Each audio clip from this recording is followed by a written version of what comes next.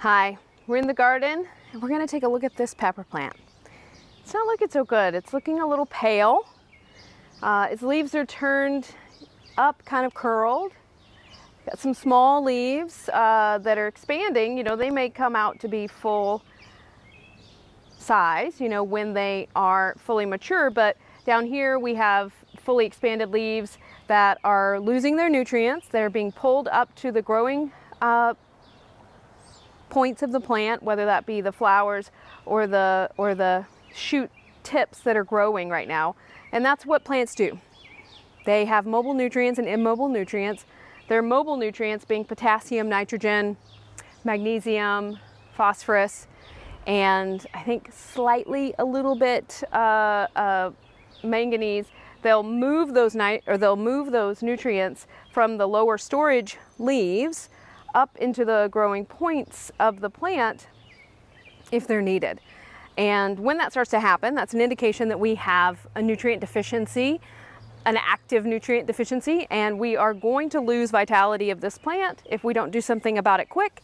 And we've already lost yield because that plant has already started to partition off some of its storage vessels. It's going to sacrifice them. It's going to pull all the nutrients out of them. They can't be imbibed with those nutrients. In many cases, that leaf tissue will then fall away. That's a solar panel that's no longer being utilized to feed this plant, and now it is kind of running on a shortage. So we need to stop that. We need to figure out what's going on with this guy, and I am going to just do some digging here. I'm going to do some research without actually digging. I'm not going to sacrifice this plant, but I am going to take some of its leaves. It is a little invasive. I'm going to test its sap, and I'm going to use a couple meters to do that. I've got 4 simple meters here. First one is the most simple. It's a Brix refractometer, and this is a tool that you can get off of Amazon. You can get it in many places. It's inexpensive, under 30 bucks. You're looking for a refractometer that is able to read from 0 to 32% sucrose. It's calibrated to sucrose. Sucrose being, it was designed, I think in the 1700s, to test grape juice before it was put in the vat to make wine. And so grapes that were not high in sucrose would turn to vinegar, and grapes that had enough sugar, that had enough complex sugar in order to be processed all the way through the fermentation process by the right microbes, yeasts, then it would have a higher Brix level. So this was developed to tell winemakers, you know, if the grape juice that they were about to commit some serious space and time to was going to be worth it. Was it going to become wine, or was it going to become vinegar? So again, this is calibrated to percent sucrose, sucrose being a more complex carbon molecule than glucose. It is going to take additional minerals to build that compound. And so in the process of building that compound, additional enzymes are needed, additional cofactors are needed, additional minerals are needed, additional plant utilization is needed, and so it's a more complex molecule. It's an indication of nutrient richness. And so this is really a nice, simple, qualitative nutrient richness tool if used properly. Right now, used properly, it is just after peak sun. The plants have been photosynthesizing in a beautiful sunny day, all day. Very little stress when it comes down to storm issues or cloudiness. It's been bright and sunny. We had a quarter inch of rain, in between a quarter and a half, about 2 days ago, and so the soil is moist. We are not in a serious dehydration situation, but we are in a drought here, but we've been watering our garden, and we did just have a little rain, so we're not dealing with a dehydrated plant. If we were dealing with a dehydrated plant, that would give a false reading, because that would be a more concentrated sap Brix level. The sucrose would be more concentrated. We're doing it again after peak sun, or just at, you know, in between 11 and 3 is great. You'll get your highest Brix readings then, but before 5 o'clock, or before the, you know, the dip in the day of sun. Once the dip in the day of sun happens, the plants start moving their sugars that they've created all day through the process of photosynthesis. They start moving those sugars down through to their sugar sinks. So whether that is into the roots, whether that is to their fruits, or whether that is to their growing shoot tips, they move their sugars around, they reallocate them. A portion of the sugars that they send down through the roots is provided to its surrounding community of microbes in the rhizosphere that are its workforce, that it is actively farming. Plants farm microbes. So we're going to use this refractometer, qualitative tool. We're going to use a couple quantitative tools. So I've got these are meters made by Horiba, and they're designed for water quality testing. This is a nitrate meter. It's going to test the NO3 ion, and it is, looking for free ions, and so it's specifically looking for NO3, and it is an electrode-based meter, just like the probe meters that you use for testing conductivity or moisture or different nutrients. Yeah, EC. They have a probe. It's an electrode based, but this one being a well, it has two electrodes that you need to bridge with the sap. So you're going to need a couple drops of sap here, 2 or 3 drops of sap here. You'll need the same for these. This is a pH meter and a potassium meter. So we'll need, at least 8 drops of sap to do this work out of one single leaf. We want to do a differential testing, and so we're basically taking the oldest, most mature leaf that is still vital. It is not necrotic. It is losing its vitality. I don't know if you could see this, but I can see it through, from the back end here. The chlorophyll compounds, the chlorophyll molecules, those little organelles, they are breaking down. They're very spread apart. This plant is pulling its nutrients. These are those lower leaves, in many cases, for the mobile nutrients, nitrogen, potassium, NPK, nitrogen, potassium, phosphorus, magnesium, and in some cases, I think a little bit of manganese. Those mobile nutrients, more mobile nutrients, are able to be pulled from these lower leaves. These are storage vessels for those mobile nutrients. And so we're going to check and see if we're deficient in either potassium or nitrate. We're going to check the pH, and we're going to check the Brix. I've washed my hands very recently, so I don't have any goopy stuff on my hands. They're clean. I don't have any powdered protein or anything like that on my hands. You want to make sure you're using clean tools, clean hands. By all means, use surgical gloves if you're trying to be uber precise, but I'm just curious, and I want to teach you how to use these tools. So this is a modified vice grip. It's got a little plate on the bottom here and a modified plate on the top, and it's used for pressing out the sap. I like it better than a garlic press because it doesn't mulch the leaf material, so you're getting more liquid sap than you are kind of mulchy material. All right. And again, this is a process to get enough sap out of one leaf. And again, precision would have me do this in another way. If I was doing an actual scientific experiment here, I would be a little more precise. I would not touch this leaf. I would use a certain portion of the leaf, and I would collect all this sap in a little vat, and I would blend it together, and I would mix it before I applied it to the meters. But citizen science, we're just gardeners, we're farmers out here figuring this out. So I'm going to show you how to do it.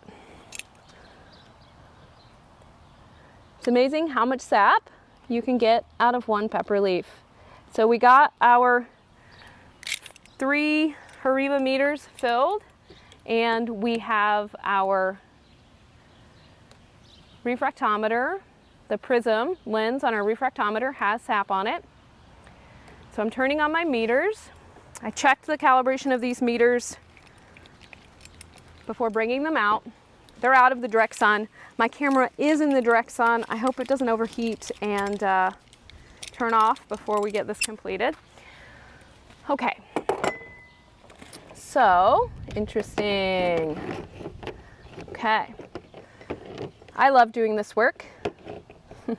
My first training in nutrition farming was back in 2015. I got to take one of Graham Sate's 4-day courses in nutrition farming back in 2015 in Oregon, and I got my first certificate of nutrition farming, and so that's where I learned how to use these tools. Okay, so we've got in our so this is our lower most mature leaf. We've got a 5.4 of pH. We've got our potassium is 1700, and I'll explain this to you as we go. I'm just going to track this bit of info here. It's really important to take photographs and to write down what you're seeing, because it's hard to remember when you're doing this many readings, especially if you're checking more than one plant. That is a 5, and it's a blurry line. So that's telling me 2 things. I'll explain that to you later. I don't know that I'll get to it right now, but I'll explain it to you later. Just stay tuned. All right, so that was our lowermost leaves. Again, I'm suspecting potassium and nitrate as issues.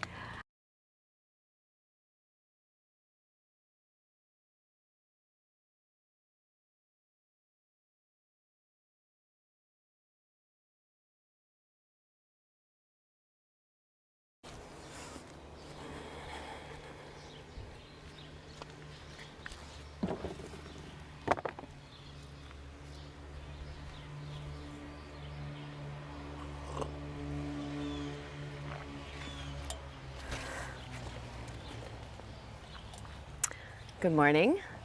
So we're back in the garden. We're going to be taking a deeper look at this pepper plant. I hope you can see that it is not super happy. It's in a juvenile stage. It's just going into its reproductive cycle. It has started to size some fruit down here, still flowering all along intermittently. So it's got a lot of nutrient needs, and it is not getting those. So I wanted to, one, show you how to use some of the tools that I like to use in field for my personal farming and gardening needs, and then also for consulting. Last evening, we started this journey looking at this pepper plant, taking these same readings. My camera overheated and we lost some of that. It shut off. So I got the readings from last night, or it was 5 o'clock in the evening. And so we have, I'll post this so you can see it. I'll make a little slide so you can see it. But in essence, we had Brix higher at the top of the plant at 9, lower at 5.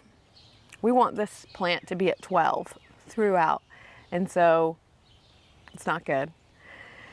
We see the nitrate, nitrogen, higher at the top of the plant, nitrate being a mobile nutrient, higher at the top of the plant, lower in its storage vessels in the leaves at the bottom. So that's an indication that the plant is pulling its nitrogen up, sacrificing these lower leaves, pulling the nitrogen up to the growing points, to the growing apical growth, apical shoot tips, and then also to the fruit, just so it can continue to structure and develop. Potassium is 1700 ppm, lower part of the plant, 1400 at the top of the plant. It's not starting to really run out of potassium quite yet, so we're not worried about that. pH, lower at the bottom, 5.4, and at the top, 5.8. Should be around 6.4, would be optimal.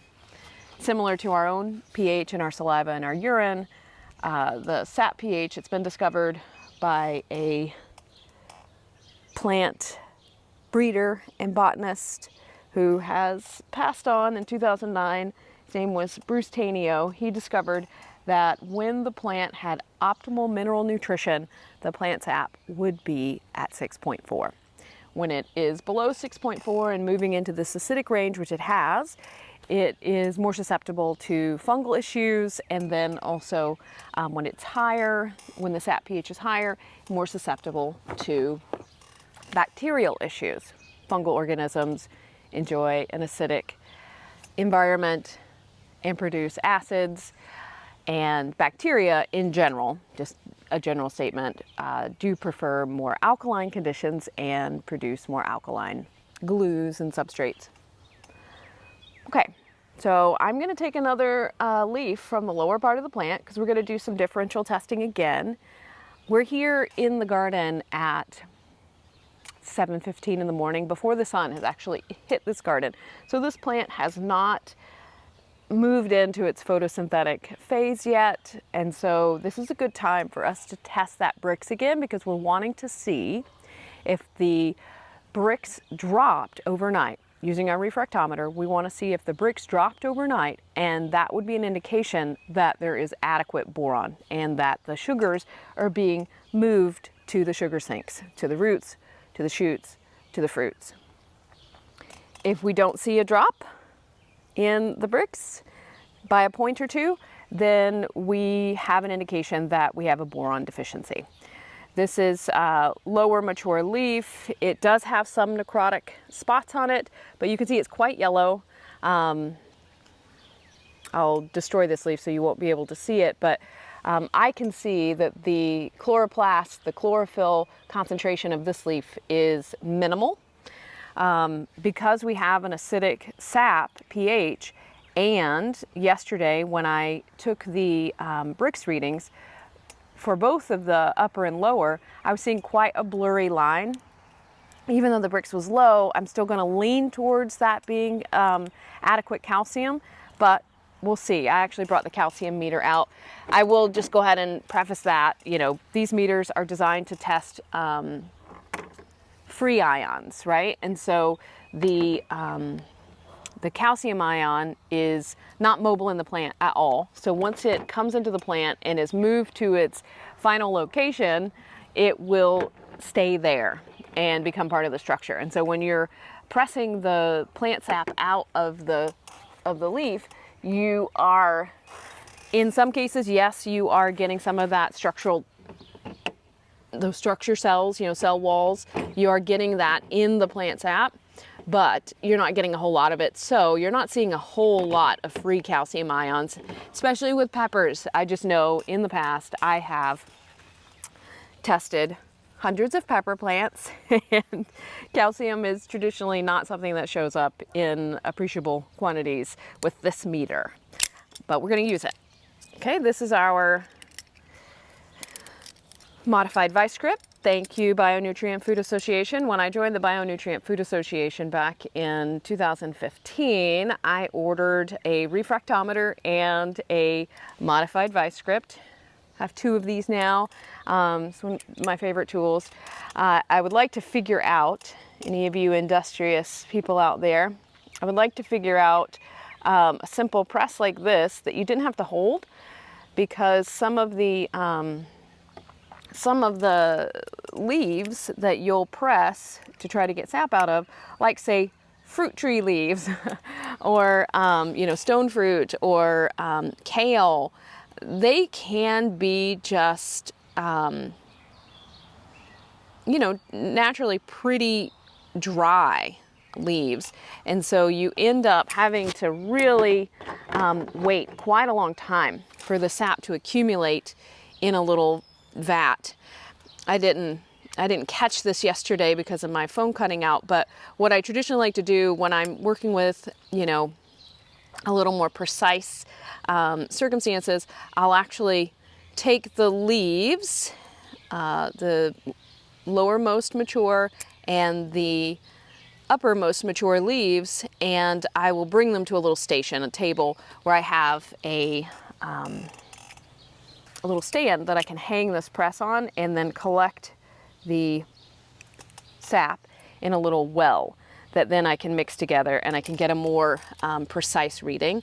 But this is more investigative, more anecdotal, and I am just trying to show you how to use these meters. I know you can't see this right now, but I explained yesterday that these meters have a electrode sensing technology, and there are two little electrodes in the well. This is a flat sensor, not a probe sensor, and so you have to put at least, I found, 3 drops in each well, and it's complicated, right? To get, I've got 4 Horiba meters over here, and I have 1 refractometer. So 2 drops on the refractometer, 3 in each one of those wells. 14 drops of liquid that I need to get out of 1 leaf. I'm not trying to test another leaf in a combination. I could add another lowermost leaf, but if I can get all of the sap that I need out of this 1 leaf, I'm gonna do it. And you just see me right now, I'm adjusting this vice grip just to press a little harder. I'm trying not to mulch this leaf. I'm trying not to crush it and extract any of its structural material into these wells. I just want the sap. And so far, I'm doing that. You'll see if you ever work with these, it's a little bit of a learning curve, and with everything, right? So you just work with it. Okay, so we've got those guys running.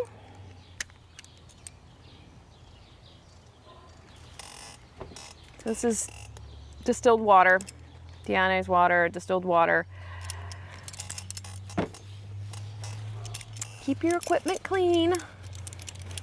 These meters are detecting the free ions of each calcium, nitrate, potassium, and then it's also a pH meter.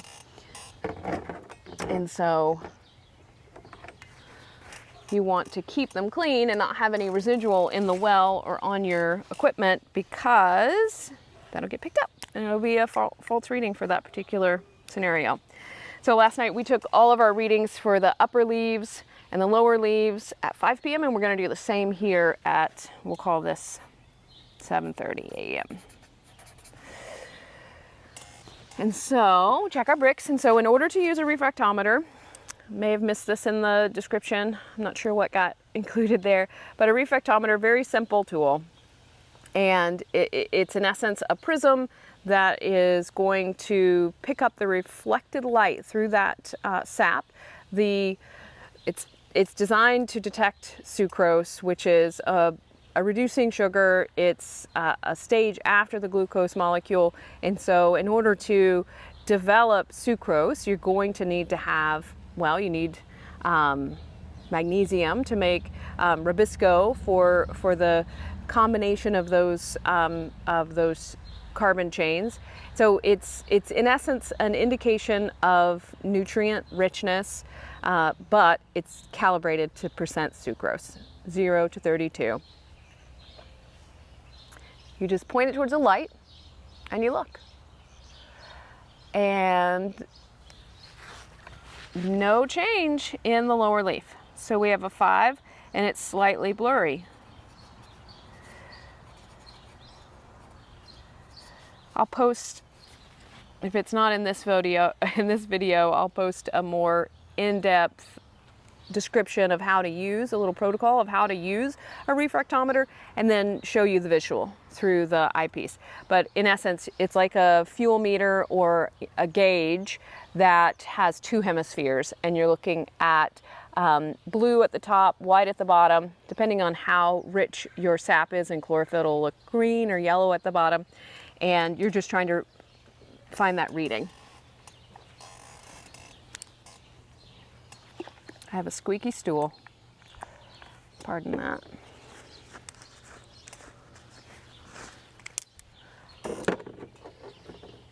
So that's a great tool that you can just pop in your pocket and go around and do some readings throughout the day. Ideally, you would develop your protocol for your farm and your time commitments. But in essence, you're using your Brix, or you're using your refractometer to test Brix during peak sun. That's when you're going to find out how well your plants are photosynthesizing, how well they're creating sugars. Photosynthesis equals sugars. And so it's an indication of how well your plant is functioning. And so you do that between 11 a.m. and 3 p.m. during peak sun.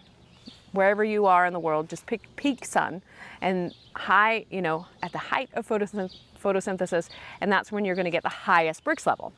That's when you're going to feel best about your reading, but also you get an indication of how well your plant is photosynthesizing. Okay, so we have 5.6 on our pH meter. Again, pH meter here, this is like, I think my favorite of the Horiba meters, because you can test the pH of just about anything.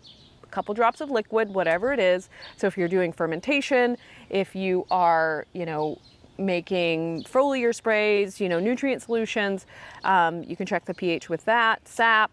You can also use it for other substrates. You can use it to test soil. You can use it to test just about anything.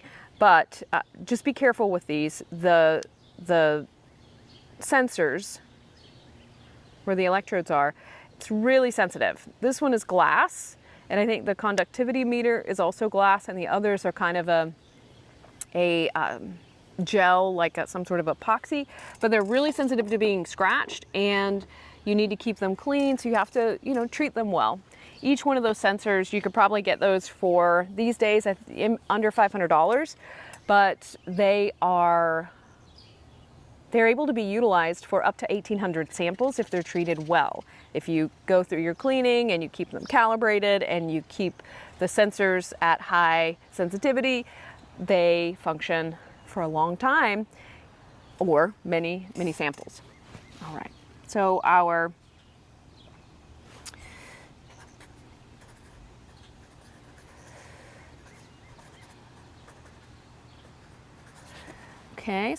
lower leaf is, the nitrate is 1,000, same as last night.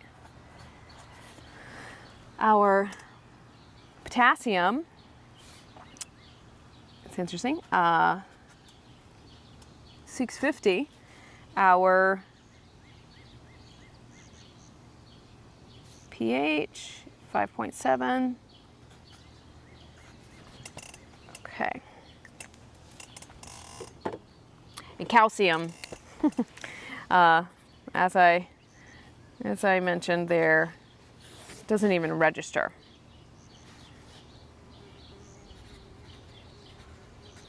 And it should, right? Because the lower leaves are going to have, in essence, more calcium if it's there. But because I'm not testing the leaf tissue itself, if I'm not testing the structural component of the plant, of the leaf, I am not getting a reading there. Okay. Mosquito. All right, I'm gonna do a little cleanup.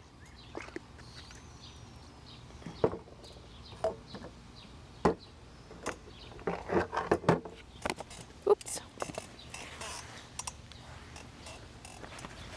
I use a little artist's brush, I think it's called a stippling brush, just to make sure that I'm getting all of that sap out of there. I have mistreated my meters in the past and had to replace the sensors, and the sensors honestly are the bulk of the cost of the meters, and so replacing those because of mishandling is a bummer.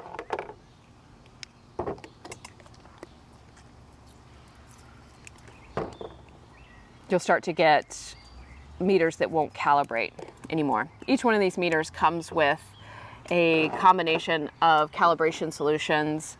Depends on if you're doing 2-factor, 1-factor, 4-factor. The meters have advanced. I've been using these since 2015 when I took my first nutrition farming course with gram sate and have loved them. Have used them ever since.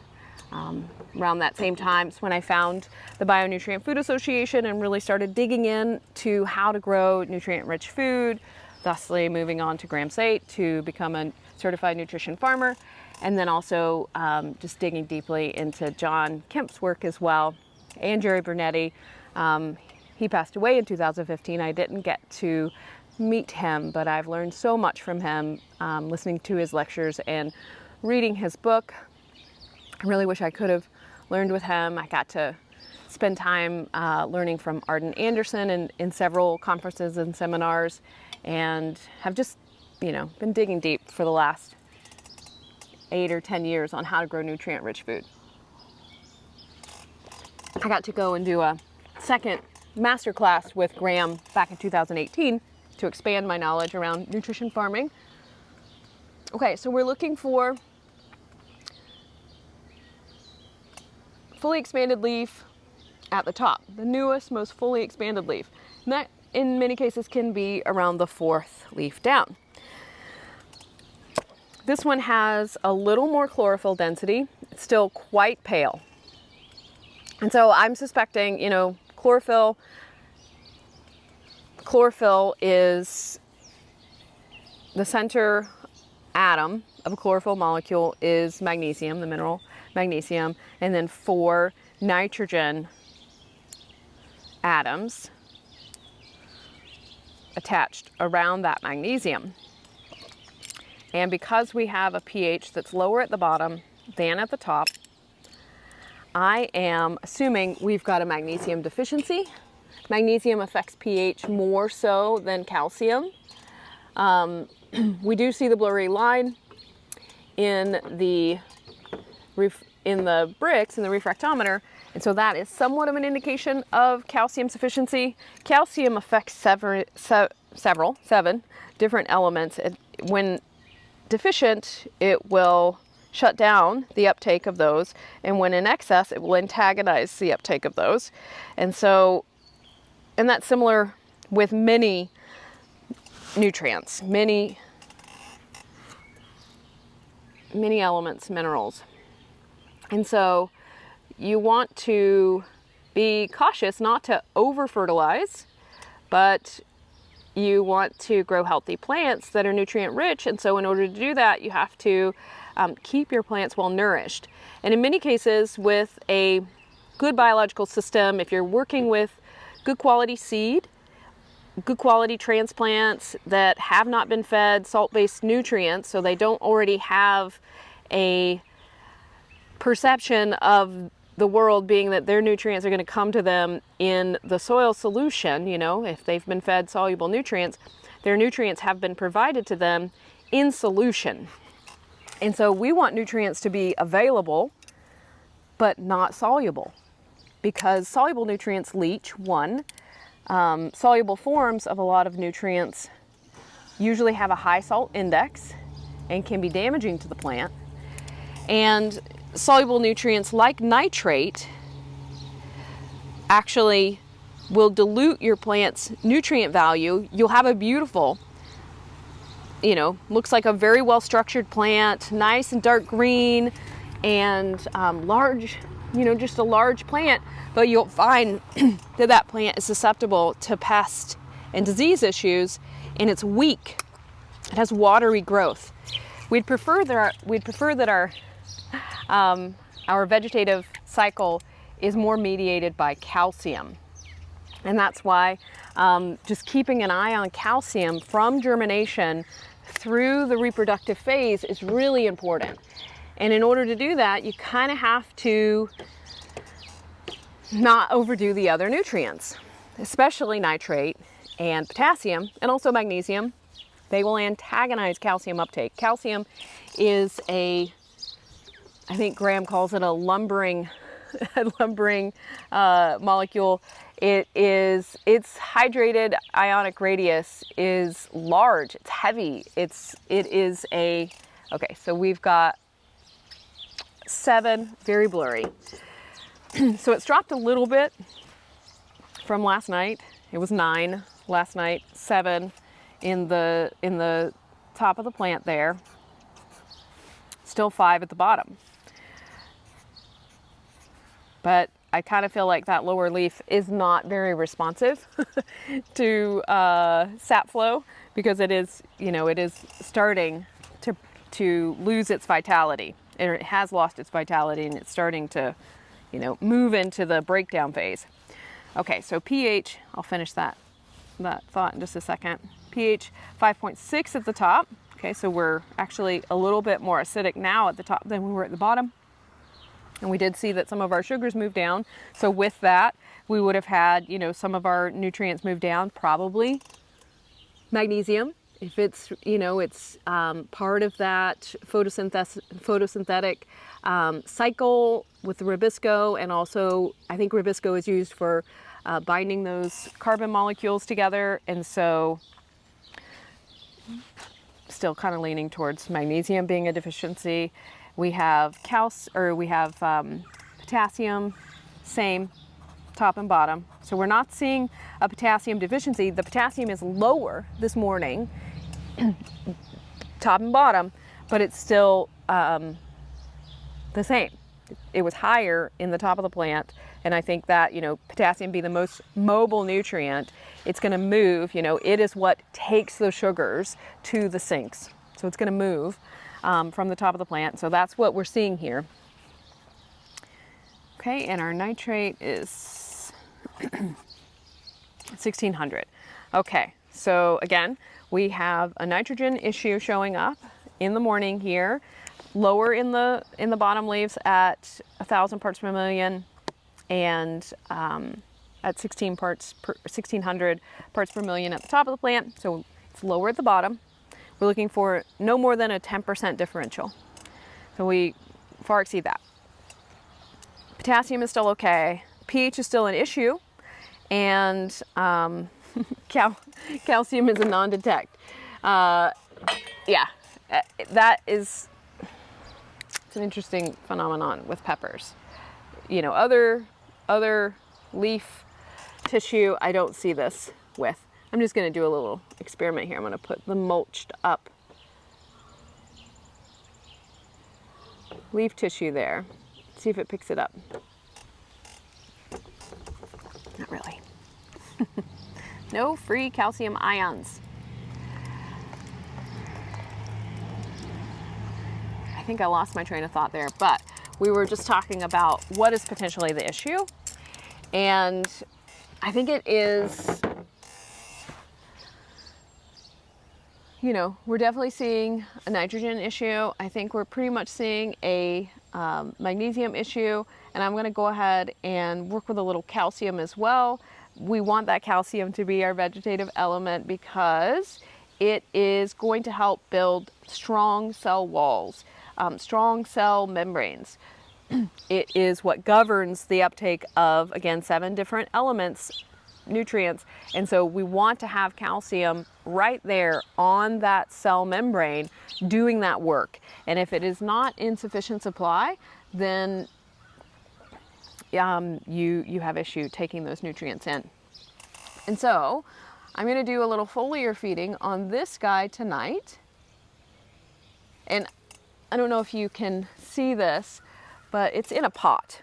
So we grow peppers all year round. Even though we're in zone 5, we grow peppers all year round. So we put pepper plants in containers and then we sink them in the ground. So suboptimal in many ways, but we take these out in the fall before the temperatures start to really drop, and we put them under lights indoors so that we can finish ripening our peppers. We love peppers. We don't grow sweet peppers. We only grow medium, hot, and hot. And this is an orange spice jalapeno. And so I know this plant from its juvenile stage, from its baby stage.